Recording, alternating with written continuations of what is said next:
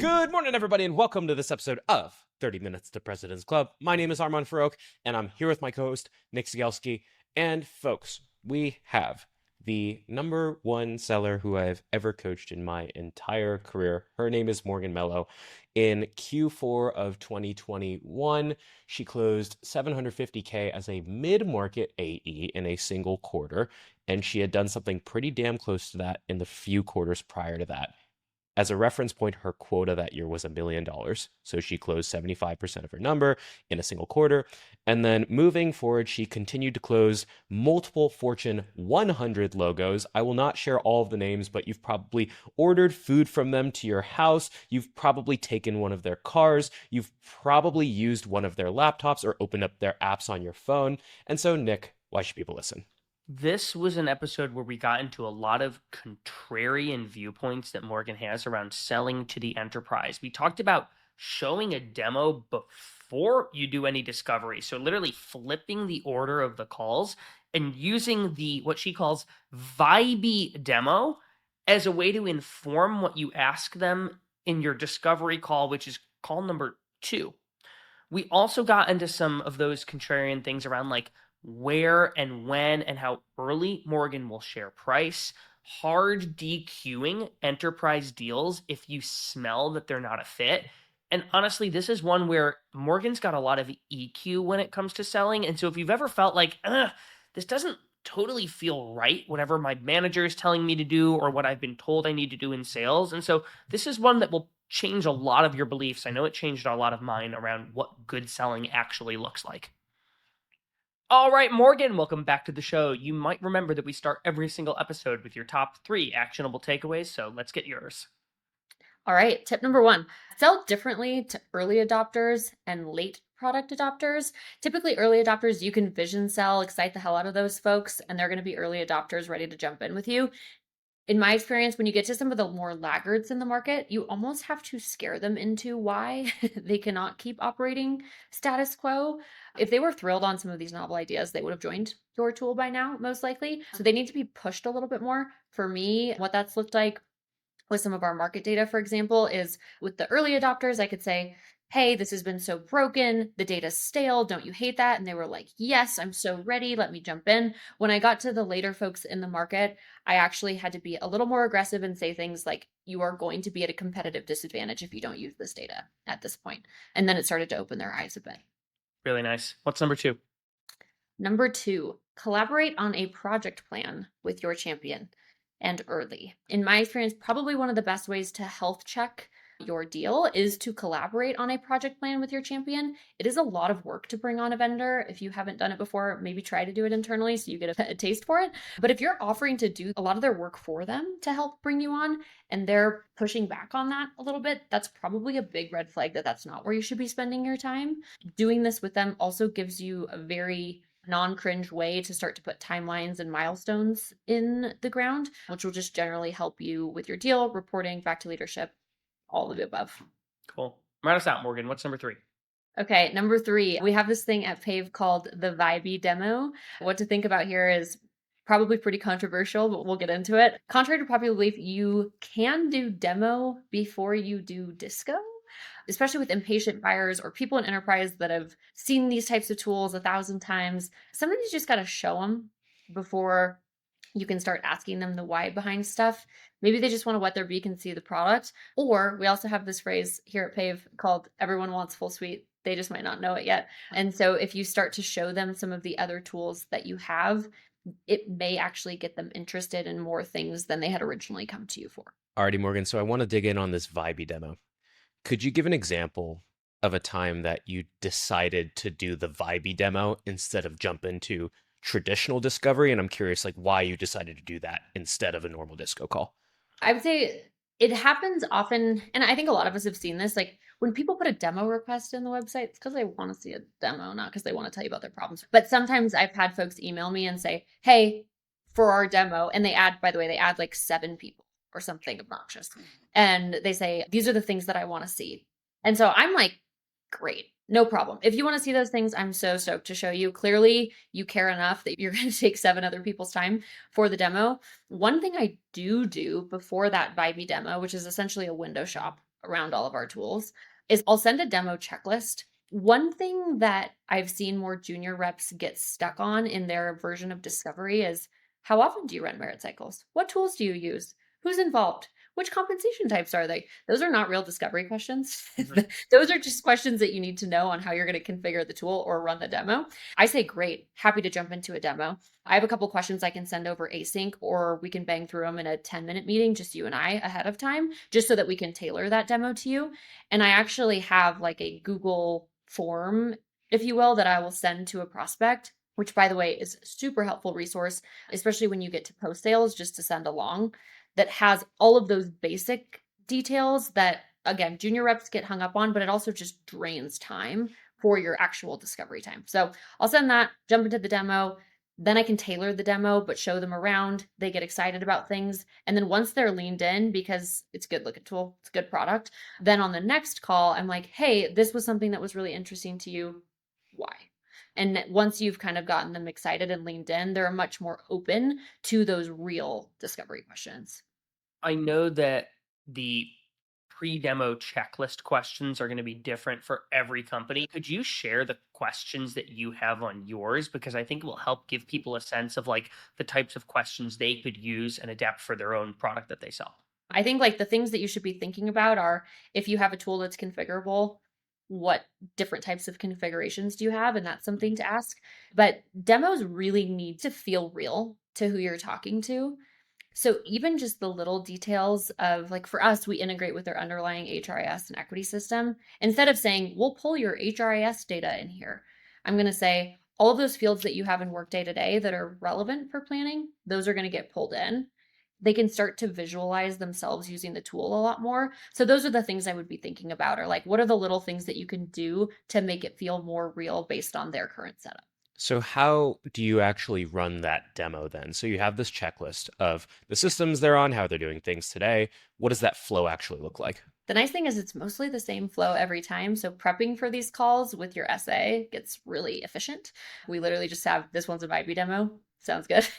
But basically, usually what that looks like for us is that we'll open up, we'll do intros, agenda, kind of the typical stuff. And then I will do an overview of PAVE just to set the scene. For us, it's often a trap that we get a prospect that is really familiar with PAVE, and they almost never actually are. They know that we have a market data tool. They know that we have a total rewards tool. They don't know that we do everything. So I'll just reorient. This is what you should know about us as a business. We're best in breed compensation, end to end. We're a complete platform. These are the types of companies that we service. They're the most innovative companies in the space. This is what it means to you. We care a lot about design. We are constantly pushing the product. We're also not an early stage startup that is just now figuring this out and going to promise you the world. We're kind of that Goldilocks in between feature complete Workday and Series A startup. And then once I've kind of set the stage on us as a business, I talk about our products. So I'll show like a one slider that's like, look, I'm not going to spend much time in slides, but we do a lot of things being end to end. We have market data. We have planning tools. Once you have that data, you need to build ranges. You need to run a cycle. Then you need to communicate to employees. These are the things that we can go through today. Typically, we go through them chronologically like this. Is there anything you want to change on that script as we actually jump into the tool and show you a couple things to see what's interesting? Usually the answer is no.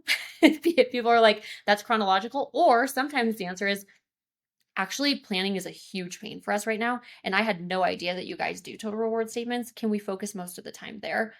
And then I say, okay, Mike, over to you. Like, let's jump in here and then go there. And it feels organic, but in reality, we've done it 1,000 times. So Morgan, I want to pause, and normally we would just keep going into like the how to do this thing, but I know there are probably a million sales leaders, managers, and people who've been taught you have to do discovery before you do demo. And this is a clear departure from that. And you've closed logos that literally every single person listening to this podcast knows about. Like, this is not transactional sales. These are like 6-7 figure TCV deals. Could you really walk me through, like, if I'm a seller and I've normally been taught to do discovery, why should I start with an overview like this? Why should I walk them through all my products first instead of figuring out which of those products they really have a problem with and only show them that? Couple of reasons why you might want to do it. For me, one of the main reasons I do it is enterprise sales tends to be pretty myopic. Who you're talking to, they might be trying to solve one very specific problem. Mhm. Their boss might be trying to solve 6 problems. And sometimes you need to help them connect those dots. That's one reason that I would do it, is just to kind of show off everything. And again, coming back to that phrase, like everybody wants full suite, they just don't know it yet. And so showing them that stuff can help get them leaned in. Another reason might be you get much more impatient buyers oftentimes that just want to be able to fill out their RFP doc, figure out if you're a good company to push through their buying process or not. And if you start burning time and goodwill on discovery, it can feel really annoying. Like, we've all been in those situations where you're like walking through the mall and somebody starts asking you questions like, do you want a sample? And you're like, no, please, for the love of God, I don't want a sample. Like, I don't want to get stuck in a room with you having to talk about whatever, skincare or something. And so instead, you can basically address it head on. They're looking for, what products do you have? What is the timeline? What is the price? But sometimes you just need to like be a good buying partner for them. And then once you've gotten some of that trust with the buyer, then you can start to unwind like, why is that a problem? And it doesn't feel awkward and cold anymore. Now you've established criteria that you're on the same page, and then you can actually get into the details. I want to hear from you. What you said is like, you're going through this vibey demo. It's really designed to like show them the art of the possible, all the things you could impact for them as a way to like earn more time, get some credibility, and help inform future discovery. And then you mentioned, you were even saying this in the pre-call, you have to be extremely disciplined in call number 2 to go back to discovery. Let's say you get to the end of this meeting and you can tell they're vibing with your vibey. What do you set as the next step, and how do you position that next step to the buyer, knowing that you're going to do that disciplined discovery then? When it comes to next steps, I like to set next steps when I get to the end of that call and I say, hey, just to recap. So we looked at planning, we looked at employee comms, we looked at always on views, we looked at some of the back end, like nitty gritty compensation stuff that really only matters for this team, not necessarily a lot of the folks that aren't in this room. From here, usually what I see is, let's do a broader demo on planning with a couple of those execs that whatever, like, is relevant. A normal next step might be another demo, which is fine. And then usually after that, what we'll do is maybe Armand, just you and me can meet, kind of talk through some of the specifics. It sounds like you guys, I heard you mention requirements notes. It sounds like you might actually have a document that you're working off of. If you could share that with me, fantastic. Then we can start to annotate it just so that we don't have to spend a ton of time in the weeds, and you can start to check off some of the things that PAVE can do. So you set those next steps, and it sounds like now you're going to drill into like deeper demos on certain products that resonated. So you jump onto a call and you're like, okay, this is maybe a 60-minute call for the planning product. My guess is you don't just jump into another 60-minute demo. You talked about being disciplined and coming back to discovery. What does that look like on that second call? I might say, hey, on the first call, I know planning was exciting to you guys. You've been using a tool to date. You've just been using your HCM bolt-on. Usually the reason why you might be looking to replace it is because you're not actually using that tool. All of your execs are just dumping everything into spreadsheets anyway, and you're losing all of that audit history and all of the perks of having software in the first place. Or maybe your R&D org just does something completely bespoke that the tool can't handle, and so they're running completely amok. Or maybe it's just like some of the analytics that you're completely missing, and so you're having to go back at the end. Like, what is it that made you so excited about our planning tool? Is it one of those? Is it something else? And 90% of the time they're like, oh, it's all of those things and da da da da da da da da da. Because they've already seen it, they know what you can do. You just told them that you know why this is a problem and why people usually buy it. You're going to get like a 10 times more comprehensive answer than if I got on a 30-minute disco and I was like, so comp planning, tell me about it. You're going to get much deeper. What the demo does, to make this real with a PAVE example, it gives your prospect a bunch of things to hook onto. Because oftentimes in discovery, it's just this open-ended thing where it's like, I'm going to ask you these questions in like this sort of abstract path and hope that I can land you on the right problems. Versus a prospect can now be like, oh my God, I loved it when you could automate the compensation recommendations.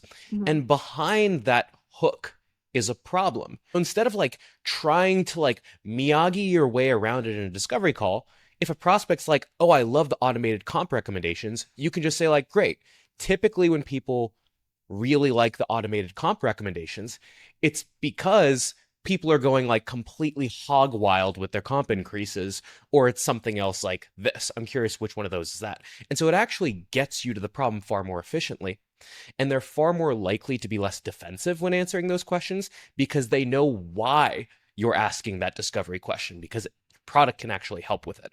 Yeah, That's Armand, exactly you right. talked about this in the context of, you call it invert the feature benefit when you're figuring out where to go with your discovery questions, where if you don't know what to ask about related to a feature, you just think about, if they don't have this, what would the problem they have be? If you have a single pane of glass reporting suite, you have to think, okay, if somebody doesn't have this, if they don't have clear reporting, well, then I can just flip that on its head. So is like reporting really opaque, or do you have trouble seeing this data? And that can help you drive to the pain that they have to inform, again, how you future position that feature. Am I sort of vibing right with how you're doing this, Morgan? You're vibing so right. So, Morgan, one other thing that you were sharing is, like, you were talking about, like, even for some big enterprise deals, you were telling me about sending a $200,000 ARR quote over to somebody over an email right before you went out on mat leave. You were talking about, like, hard DQing some of these enterprise deals early. You're doing some things that I think a lot of people would be like, whoa, that breaks the traditional sales rules. And so I'm wondering if you can share, like, what are some of the contrarian viewpoints that you have with these enterprise deals that you think actually are leading to some of your success? I think sometimes people white knuckle price in a really weird way. And particularly in enterprise, they have budgets for software spend. Most likely you're replacing even another tool, or like they've literally been given the directive, go find a tool to solve this. Here is a budget. Mhm. Or even like the budget might be open. So people get scared of their own shadow when it comes to price. And I actually think it hurts you in the long run. I've seen it time and time again. I thought Armand was going to fire me the day that I sent a $200,000 price over email. And for folks wondering how that shook out, they didn't even ask for a discount and signed about a month later. So sometimes they just actually need the price because they need the price to put it into their system to buy the tool. So try not to be too freaked out by that. I still would say it's always best practice to give price live. I had a call right before we hopped on to record this where they were using a tool that honestly I think was $8,000 last time I checked. Dirt cheap. It's basically a spreadsheet. She asked me about price and I said, yeah, no problem. Like, here's kind of like the things to know about our pricing model. I also do try to explain the model first because, like, for us, we're kind of an all-in-one software fee. We don't nickel and dime. And so at face value, we can feel way more expensive than other options, but we're actually not. So I try to explain that first. And then I give her the numbers. So I basically looked and I said, yeah, based on the products that we talked about today, your headcount, you're not looking at more than probably 150K a year. That probably seems wild compared to the tool that you all have been using, because I know that one's pretty dirt cheap, but like now we're kind of in the realm of real software costs. Is that kind of what you expected? Or I just want to like make sure we save everyone's time here. And she was like, yeah, that's kind of what I thought. So it's good to get those things out early. And you can even say things like, I know I'm going to have to chat with your procurement team, so things might change a little bit. Haha, that's normal. But if I said 150K and she said, "Oh, whoa, like I was thinking 15." Okay, I'm no longer going to spend any more time. In terms of like the next steps, next steps, there won't be any, because that's just going to be burning time of me and my SA that we could be spending on deals that are ready to pay. How do you gracefully exit that deal? Someone says, whoa, I thought this was going to be 15. My guess is you ask them a question like, what made you think that? Whatever. Like, if you can tell you need to walk from the deal, what do you actually say in that scenario? You can break up gracefully. It's good for both sides. So, Nick, if your expectation was 15K, I'm going to be super honest with you. Like, Pave's probably not the solution for you. There are other products out there that are really cost effective. Obviously, they don't have a lot of the functionality that we've covered today. But based on the price point that maybe you're comfortable with, you might have to go for a reduced functionality. Let me know if things change. Like if you, as you chat internally, if there's more appetite to invest in a product, it's going to be more long term. I will be here for you, but I candidly don't want to waste your time. We also have a free data product, so I will always, forever and ever, push people that direction because our freemium model is so successful that usually they end up coming back eventually. I think you can break up with them to benefit both sides because they probably feel super awkward and embarrassed too. So like they're also looking for an out. And if they're bluffing and you push them away, you will find out immediately, because once you say, okay, probably not a good fit, like come back to me, they'll say, well, actually, maybe if I talk to so and so, I might be able to. Yeah, there was actually some budget over there. And now you just found out a lot more about the deal. So there's really not like a bad outcome, in my opinion, from the soft breakup over price. Eventually, I imagine, even with that deal, that's like, yeah, that's what I expected. You have to face up a procurement person, a finance leader, an executive who's like, how the hell do you justify paying $132,000 more for comp data or a comp workflow tool where our top line in theory is not changing. I'm Yeah. curious, how do you actually go about justifying those massive increases in spend in some of these enterprise deals? I don't usually see that for what it's worth. Most of the time, they're not using a tool that's that cheap because it's in this particular situation, they weren't using the tool at all. It's pretty simple, in my opinion, to justify that. It's like for software that's actually usable, it's an investment, it's a cost. From what I can tell, the software that you purchased that was very cheap ended up just being a sunk cost. Two completely different strategies. If you want to do, invest in a software that's going to work, that's actually going to give you the benefits of software, this is what it costs. Like, candidly, we're priced really fairly. I'm not giving you some exorbitant amount to come way down. Like, we kind of come in where we come in, and a lot of your peers have done that as well. So I'm happy to connect you with customers if you want to get more familiar with the product and feel more comfortable about actually using a tool that managers, that leaders, that executives are very happy with, not just compensation teams. How much do you find yourself in some of these enterprise deals being forced to quote unquote quantify the value in like a proper ROI number versus just having like a list of big problems that you're solving for the organization and letting them figure out how they want to size up those problems? Pretty infrequently, which might shock you. This kind of comes back to what I was saying around enterprise having solved this problem before, having allocated budgets for these types of things. It's a lot different than I've sold, to the Series B startup where they're like, okay, I'm the VP of HR and I'm going to go pitch this to the CFO. That doesn't really happen in enterprise. Sometimes it does, but like in reality, different departments have budgets. They're deciding what they want to do with them. They have very clear like OKRs for the year. That's what they're going after. It's pretty cut and dry. So those ROI calculators can be really helpful, but I actually find that it's the less experienced buyers that are looking more for those types of tools to help them pitch internally. And oftentimes those are the deals that are much shakier in my experience, where like you put together this ROI and it goes nowhere because what that really was telling me was that the buyer doesn't have buy-in from everyone else already. And they're looking to try to make a pitch, and the pitch may or may not work. Based on that, late stage in a deal, you've got a champion or even an exec who's bought in on this, but they still have to go like make some sort of case to their team to justify why they should do this. If you're not doing this like massive quantification of the ROI, what sort of things are you doing or collateral are you enabling your champion or exec buyer with to help them socialize and secure the investment on their end? I think if you can put together an ROI, it's hard for me to do that with my product. It's a great resource. I know Workday does that. People love it. A lot of times, the buyers that I'm working with, they actually have done a lot of this work already. Meaning, like, if I'm selling them a compensation planning tool, the reason that they're probably looking for another tool is because they just ran a retro on their last cycle and they had a ton of terrible feedback. They've actually documented a lot of this stuff already. So don't be afraid to leverage work that your buyer's already done. So that usually gives me at least an outline, if you will. And then I would always optimize for simple, simple, simple, simple, simple. Unless you're selling like a core product that impacts every executive very heavily, you need to go for efficiency. Think that your buyer has 1 minute to pitch why they should be buying Pave, one slide, one 30-second loom. Like bite size. Go bite size, don't go big. Focus on like the main areas of feedback that your buyer probably shared with you early on. Show just those things and then cut it. And then give your contact information. If they have questions, great. Otherwise, again, just like go for simple. You're selling the 20%, not selling the entire product. The 20% that really mattered is 80% of why they're buying your product. Phenomenal. Morgan, killer episode. The clock is ticking though, and we got to move to the final question, which is we've talked about a lot of really great things salespeople should be doing. Now we got to ask you about a shouldn't. And so the last question is, what is one bad habit that you see a lot of sellers exhibiting that you think they need to break because it hurts them more than it helps? Stop being so glued to dogma.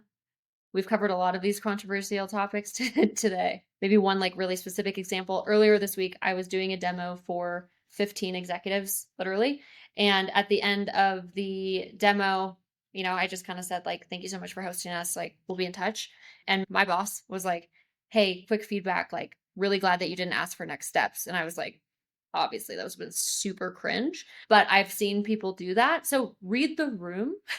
Don't do your actionable tip just because you feel like you need to check that box if it's not the right fit. Don't be afraid to think a little bit critically, read the room, make sure that the audience is the right audience for what you're going to do, because the tips are great, but they need to be used in the right contexts.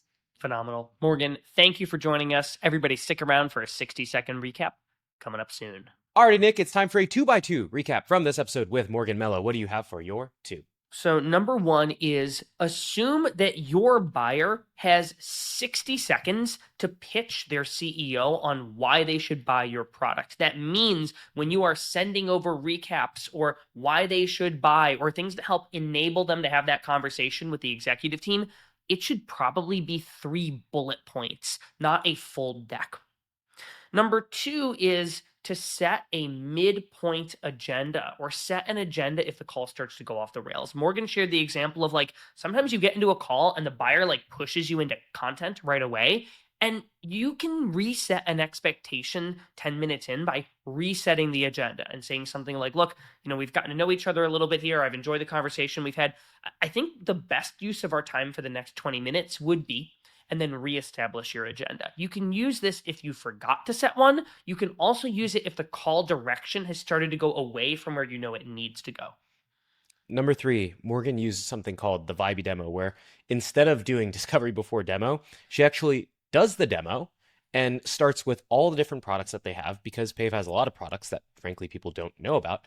And then in the second call, she goes back to discovery and asks them what resonated the most with them. And then lastly, number 4, when you're doing that, all you have to do is if someone says, hey, I really like the plan product, or I really like the ability to automate recommendations for managers, you can just flip it and you can say, great, typically when someone wants to automate recommendations, they're trying to solve problems like X, Y, and Z. Mm-hmm. And that gets you far quicker to problem agreement than doing discovery in this like abstract environment where they have no idea what your product does. Alrighty, Nick, how can people help us out here? So one of my favorite things about the way that Morgan sells is the way that she asks questions and navigates the conversation. It doesn't really feel like a sales call. It never feels like she's trying to trap the buyer in a corner where they've got explicit pain that allows her to close the deal and sell. The questions that she asks, they don't really feel like sales questions. And it reminds me of something that you and I put together, Armand, which was this free toolkit of 7 different question types that you can ask that actually don't feel like sales questions. And so if you like the way that Morgan sells and like having your sales calls not really feel salesy, you might enjoy this free toolkit. We've got a link in the show notes. Go check it out. Thanks for listening, and we'll see you next week on the show.